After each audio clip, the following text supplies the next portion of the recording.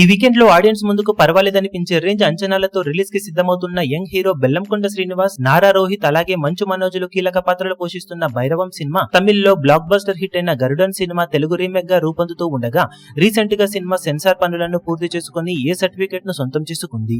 2 గంటల 35 నిమిషాల run time తో ఆడియన్స్ ముందుకు రావడానికి సిద్ధమవుతూ ఉండగా సెన్సార్ వాళ్ళ నుండి ప్రామిసింగ్ రిపోర్ట్ ను సొంతం చేసుకుంది ఈ సినిమా. కథ పాయింట్ పూర్తిగా రివీల్ చేయడం లేదు కానీ ఒక ఊర్లో దేవాలయం ఉన్న ప్లేస్ ను దక్కించుకోవాలని కొందరు ట్రై చేస్తారు. దాన్ని హీరో ఎలా అడ్డుకున్నాడు అన్నది కోర్ పాయింట్. తమిళ్ తో పోల్చితే తెలుగులో హీరోయిజం ఎలివేట్ అయ్యే సీన్స్ ను బాగా పెంచి బెల్లంకొండకు సెట్ అయ్యే రేంజ్ లో ఆ సీన్స్ ను కొన్ని మార్పులు చేర్పులు చేశారని తెలుస్తూ ఉంది. సినిమాలో నారా రోహిత్ అలాగే మంచు మనోజుల క్యారెక్టర్స్ ఇచ్చే ట్విస్ట్లు కూడా బాగా హైలైట్ అయ్యేలా ప్లాన్ చేశారట. మొత్తం మీద ఫస్ట్ హాఫ్ ఎబో యావరేజ్ గా ఉంటూనే ఎంటర్టైన్మెంట్ అలాగే యాక్షన్ ను మిక్స్ అవుతుందని, ఇంటర్వెల్ ఎపిసోడ్ మైండ్ బ్లోయింగ్ అనిపించే విధంగా ఉంటుందని సమాచారం. సెకండ్ హాఫ్ కు వచ్చేసరికి కథ కొంచెం సీరియస్ గా సాగుతూనే మెలో డ్రామాతో రివెంజ్ టర్న్ తీసుకుని బాగానే ఎండ్ అవుతుందని అంటున్నారు. మొత్తం మీద తమిళ్ రిజల్ట్ ఇక్కడ కూడా రిపీట్ అయ్యే అవకాశం ఉందని చెబుతూ ఉండగా అన్ని అనుకున్నట్లు జరిగితే బెల్లంకొండ శ్రీనివాస్ కి రాక్షసుడు సినిమా తర్వాత మంచి సక్సెస్ గా భైరవం సినిమా నిలిచే అవకాశం ఉందని ఫస్ట్ టాక్ అయితే వినిపిస్తూ ఉంది. ఓవరాల్ గా సెన్సార్ వాళ్ళ నుండి సినిమాకు మంచి ప్రామిసింగ్ రిపోర్ట్స్ అయితే వినిపిస్తూ ఉన్న నేపథ్యంలో ఇక బాక్సాఫీస్ దగ్గర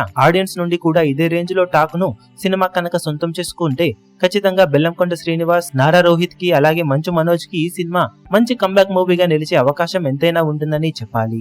మరి బాక్సాఫీస్ దగ్గర ఈ శుక్రవారం రిలీజ్ కాబోతున్న ఈ సినిమాతో ఈ ముగ్గురు ఎంతవరకు అనుకున్న అంచనాలను అందుకొని కంబ్యాక్ ను దక్కించుకోగలుగుతారో చూడాలి. ఈ వీడియో మీకు నచ్చినట్లయితే లైక్ చేయండి, షేర్ చేయండి, ఛానల్ ను సబ్స్క్రైబ్ చేయడం మాత్రం మరవకండి. ఏ చిన్న అప్డేట్ ను మిస్ అవ్వకూడదు అనుకుంటే బెల్ ఐకాన్ ను ప్రెస్ చేయండి.